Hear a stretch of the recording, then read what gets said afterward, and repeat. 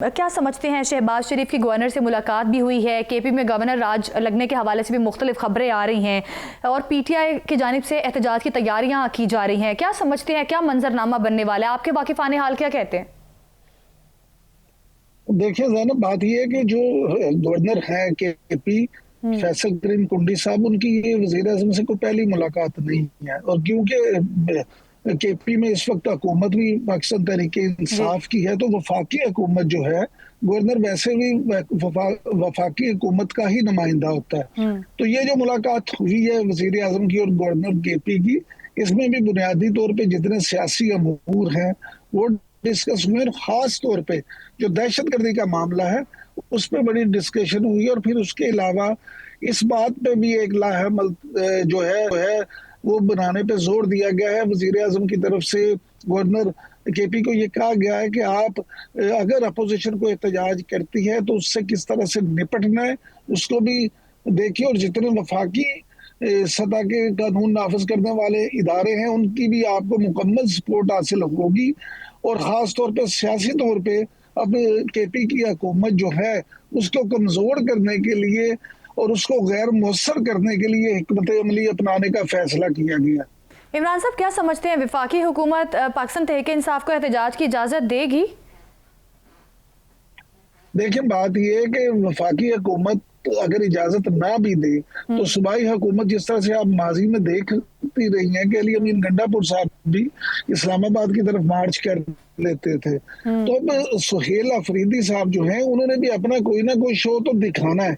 उनको अपनी power show करने के लिए कुछ ना कुछ तो करना पड़ेगा। लिहाजा मैं तो being of student of journalism ये समझता हूँ कि सुहेल अफरीदी पूरी कोशिश करेंगे कि कोई अच्छा कामयाब शो जो है वो कर सके, ताकि अपने लीडर को, इमरान खान को, वो ये तासुर जो है एक देने में कामयाब हों कि वो अपने लीडर की रहाई के लिए कुछ भी करने को तैयार है। इमरान साहब, पाकिस्तान तहरीक इंसाफ की जानिब से बाई इलेक्शन का बाइकआउट किया गया था, लेकिन मुकम्मल बाइकआउट नहीं रहा। अगर देखा जाए, मियां अजहर, मोहम्मद अयूब की फैमिलीज ने कॉन्टेस्ट किया, तो ये जो नामुकम्मल बाइकआउट था पाकिस्तान तहरीक इंसाफ का, क्या समझते हैं कि ये कोई मुनासिब हिकमत अमली नहीं थी?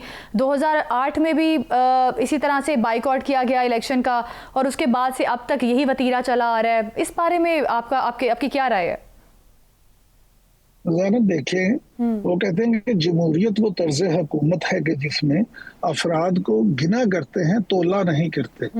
अब ये इंतहाई गैर मुनासिब फैसला है और मैं आपसे अर्ज करूं, ये इसी तरह का फैसला है कि जिस तरह से अगर इमरान खान साहब चौधरी परवेज इलाही साहब की बात मान लेते और असम्बलियों से इस्तीफा ना देते तो शायद आज उनको ये दिन ना देखना पड़ते।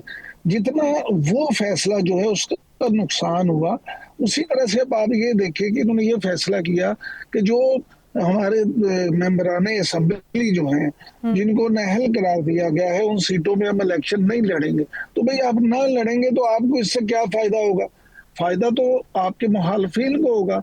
तो ये तो ऐसा है कि जैसे आप अपने मुखालिफों को खुद सपोर्ट करें। और देखें, पीटीआई अगर मुकाबले में नहीं है तो दूसरी जमातें जो हैं वो वहां से जीतेंगी और आपकी सीटें असेंबली में कम होंगी। तो ये जो मामला है, मैं जाती तौर पे इसको कोई अच्छा अमल नहीं समझता सियासी तौर पे। इमरान साहब, NA 129 बड़ा हाई प्रोफाइल हल्का था। इसमें पाकिस्तान तहरीक इंसाफ के जीत के इम्कानात भी थे क्योंकि हमाद अजहर, फिर मियां मोहम्मद अजहर साहब इससे जीते। अब उनके मियां हमाद अजहर साहब के भांजे इसको कॉन्टेस्ट कर रहे थे। लेकिन आप समझते हैं कि पाकिस्तान तहरीक इंसाफ की नाकामी की एक बड़ी वजह यही थी कि ये जो इनकी इनकन्सिस्टेंसी है, अपने बयानियों से फिरना, अगर किसी इलेक्शन का बाइकआउट करना है तो वो मुकम्मल पार्टी नहीं कर रही, आज़ाद उम्मीदवार कुछ कंटेस्ट भी कर रहे थे। तो आप समझते हैं कि जो पाकिस्तान तहरीक इंसाफ के कुछ आज़ाद उम्मीदवार थे, कंटेस्ट कर रहे थे, उनकी नाकामी की एक बड़ी वजह यही इनकी अपनी इनकंसिस्टेंसी है? देखिए जैनब, खास तौर पे पहले NA 129 की बात कर लेते हैं। ये लाहौर का हल्का है कौमी असम्बली का, और यहाँ पे आप एक चीज को समझे कि मियां अजहर साहब जीते इसलिए नहीं जीते कि वो सिर्फ पाकिस्तान तहरीक इंसाफ के कैंडिडेट थे, बल्कि इसलिए भी जीते, नहीं, इसलिए जीते कि उनका ताल्लुक अराई बरादरी से था। हमाद अजहर साहब जो हैं वो भी अराई बरादरी, इस हल्के में अराई बरादरी का वोट जो है वो बड़ी कलीदी हैसियत हासिल रखता है। और माजी में भी यहाँ पे बेशतर इलेक्शंस में आराई वोट जो है वो फैसला कुन वोट साबित होता रहा। अब जो यहाँ पे मुस्लिम लीग नून के उम्मीदवार थे हाफिज मोहम्मद नुमान साहब, वो उनका ताल्लुक भी अराई बिरादरी से, और मियां नुमान भी जो है एक अच्छी शोहरत रखने वाले ईमानदार और शरीफ आदमी समझे जाते हैं। फिर उनको बरादरी की भी सपोर्ट हासिल हुई, और फिर उसके बाद हुकूमती सपोर्ट, क्योंकि वो हुकूमती कैंडिडेट थे। तो ये सारी चीजें अगर आप देखें तो मैं ये समझता हूँ कि इस हल्के में तो पाकिस्तान तहरीक इंसाफ को पूरा जोर दिखाना चाहिए था, लेकिन आधा तितर आधा बटेर की तरह अगर आप किसी भी हल्के में इलेक्शन लड़ेंगे तो फिर आप उस तरह से नहीं जीत सकते। इमरान साहब, जिस तरह से कोऑर्डिनेटर वज़ीर आज़म की जानिब से एक बयान दिया गया कि केपी में कोई मुनशियात की फैक्ट्रीज़ हैं और इस किस्म के मुख्तलिफ बयानात आ रहे हैं, तो आप समझते हैं कि इसमें वाकई कोई सच्चाई है? विदाउट सबूत अगर इस किस्म के बयानात आते हैं तो ये भी हुकूमत की अपनी पोजीशन के लिए दुरुस्त बात नहीं है?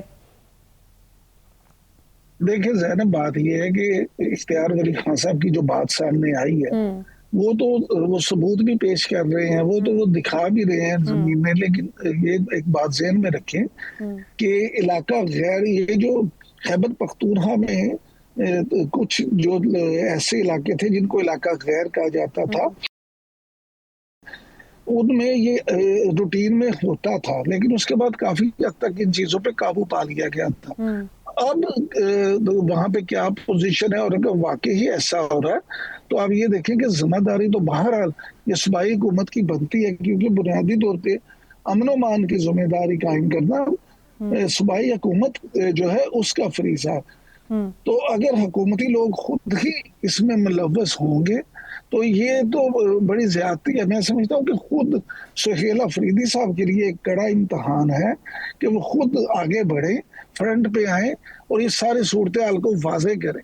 इमरान साहब, एक और टॉपिक पर, मौजू पर आपका कमेंट लेना बड़ा ज़रूरी है। हमने कई प्रोग्राम किए, मुआशी लिहाज से पाकिस्तान स्टेबिलिटी की तरफ जा रहा है, इस किस्म की कई खबरें आती रहीं। तो अभी IMF ने जो मुआशी एक रिपोर्ट जारी की है, इस रिपोर्ट में बदउनवानी, करप्शन और नाकिस टैक्स सिस्टम को उन्होंने पॉइंट आउट किया है।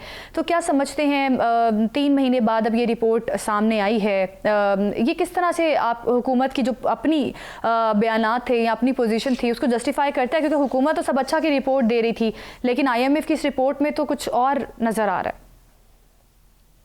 नहीं, देखिए IMF की इस रिपोर्ट में भी निशानदेहियां की गई हैं कि कहां कहां पे खराबियां हैं, और इस रिपोर्ट का बुनियादी मकसद ही ज़ैनब ये था कि खराबियां सामने आए ताकि उनको दूर किया जा सके। अब हुकूमत अगर ये दावा करती है कि ये रिपोर्ट उन्होंने खुद रिक्वेस्ट करके IMF से तैयार करवाई है और फिर उसको पब्लिक अब कर दिया गया है, तो फिर मैं ये समझता हूँ कि हुकूमत को इस पे अमल भी करना चाहिए। अगर तो हुकूमत आने वाले दिनों में इन खामियों पे, इन कमजोरियों पे काबू पा लेती है तो फिर तो हम मानेंगे और यहाँ कहेंगे इसी प्रोग्राम में बैठ के कि हुकूमत ने अच्छा काम किया। लेकिन अगर हुकूमत इन चीजों पे काबू नहीं पाती और मामला उसी तरह से रहते हैं तो फिर ये सरासर हुकूमत की नाकामी होगी। इमरान साहब, हुकूमत के लिए तो बहुत सारे चैलेंजेस हैं और यकीनी तौर पे हुकूमत अब इसके बाद क्या एक मैकेनिज़्म बनाती है, और IMF की जानिब से जो निशानदेही की गई है इसको किस तरह से दूर किया जा सकता है।